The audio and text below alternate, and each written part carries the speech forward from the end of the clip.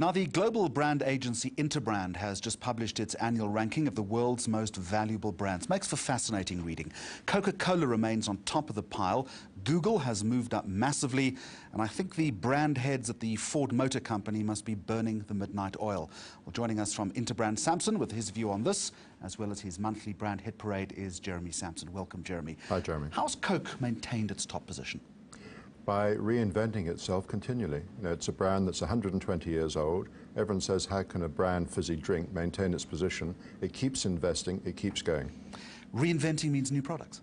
New products, things like Coke Zero. You know, Coke Zero has already been launched in 70 countries, and it keeps freshening up the brand, keeping on pushing the boundaries, and responding to the needs of you and I as customers. What do we want? And they respond to that. Which is also something that Google is doing. It's moved up, I think, what, 43 positions? 43% in value, and it's now moved into number 10 position, pushing out Daimler Chrysler. The biggest brand in the world that doesn't advertise, uses modern technology, new channels, everyone wants a bit of it, but again it's launching new things all the time, new website, new things of interest. What does that say about advertising? It says that advertising still has a big place, but it's probably less than 50% of marketing spend. Ford Motor Company, I made the point in the introduction that the guys in Detroit must be worried. It's fallen by 12%. Is it simply a victim of economic circumstances, or is there more to it? There's more to it. It's been slipping the last 2 or 3 years. Of course, with cars, it takes a long time to launch something new, 5 or 6 years, not like a Google that can respond instantly.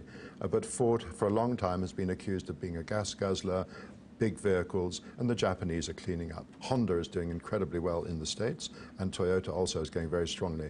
People like you and I can't afford to spend $1,000 filling up. You want something smaller and more efficient. Which also says that you've got to move with the wave trend, or the trend wave.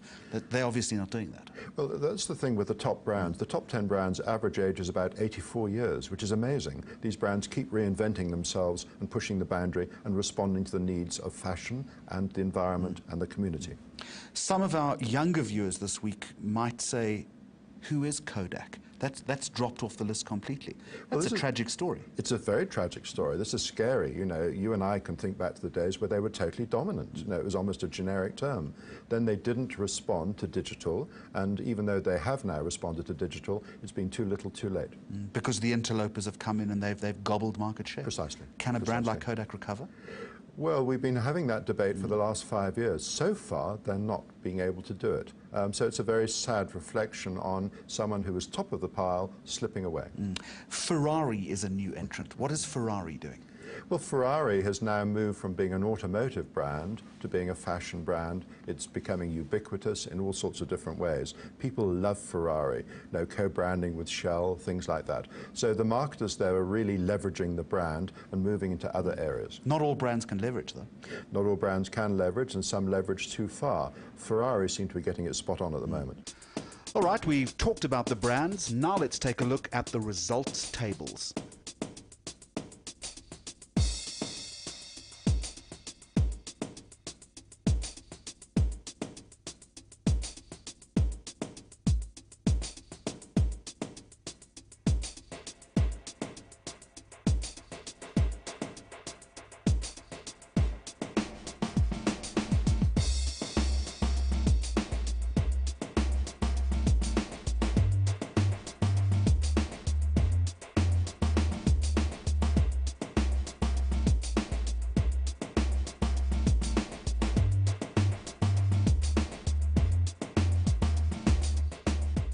Let's talk about your monthly hit parade. Let's return to the South African shores.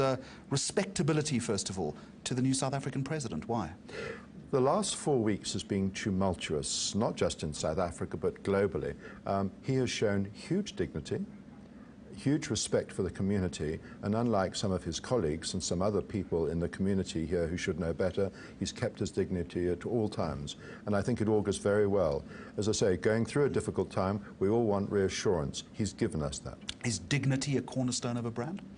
I think in certain areas it can be. For politicians, it should be. After all, politicians are put there by you and I. Sometimes they seem to forget that and don't show respect, and they don't behave as they should. After all, some of the top community leaders have behaved with huge lack of dignity, I would argue, in the last few weeks. You also talk about the South African Paralympic team, and you give them the label respectable. I'd say it's more than that, though. Well, it could be more than that, but that's, I think, the starting point. I think everyone, again, in the community has been touched by them. Again, the way they fought for their position, they fought for the country, what they brought back in comparison to some of their able-bodied colleagues. It was fantastic, and I think it touched all our hearts. We all reached out to them. You made the point with the Interbrand survey how well Honda has done responding to the green need. You give your label of responsibility this month to Toyota Prius and to Lexus. Why? Because for some time they've recognized this, the Prius especially, and it's not just Johnny-come-lately. They have been doing this for some time, and the Prius especially is, I think, again, gaining traction. These things, when you launch them, don't get our attention straight away. It takes an investment over some time, and that's beginning to come home for both Prius and Lexus. And now others are climbing in as well, and quite rightly. Mercedes and BMW are both making stronger efforts, but nothing from Ford. Relevancy, and I will formally accept the accolade on behalf of the eNews channel. Well, you and I have discussed for a long time that if we want to see news when we want to see the news, not when someone else wants us to see the news, there's been a lack of coverage in South Africa. I can get onto Sky or BBC or CNN or Al Jazeera, but now ETV has been doing it. And especially in the last month, with the politics here, with all the things going on in Wall Street versus Main Street around the world, this affects all of us. And all of us want to know. We're busy people. If we want to watch it, we want to watch it now. And this is where, in marketing terms, we all want to be in charge of what we're doing. And it's back to Coke and Google. It's being able to move as quickly as you can. Precisely. You can't afford anything else. No. One of the other raises we haven't mentioned is Zara, the Spanish fashion brand. The reason it's there is it responds quickly.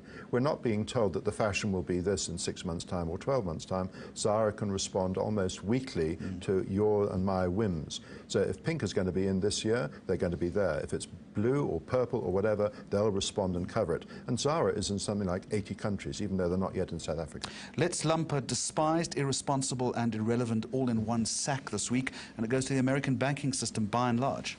I think so, and again, listening to commentators, listening to people, listening to presidents and prime ministers of other countries, they're all saying, America, you better get your act into gear very quickly. You're upsetting all of our systems, and the fact that there's been a Jewish holiday is unfortunate because now decisions will only be made in the next couple of days. But America, which is meant to be the global leader, is hung in neutral at the moment. And can that brand America rehabilitate itself? I think it can. But when any brand takes a hit, it takes a period of time. The first thing is they've got to do the right things and sort themselves out and move along. But also with the presidential election coming shortly, that's not going to make it easy either. Jeremy Sampson from Interbrand Sampson, as always, thank you very much for joining us. Fascinating insights. We'll leave it there and we'll talk to you again next month. That's a lot of praise and criticism to digest. Let's take a look now at all of the information in greater detail.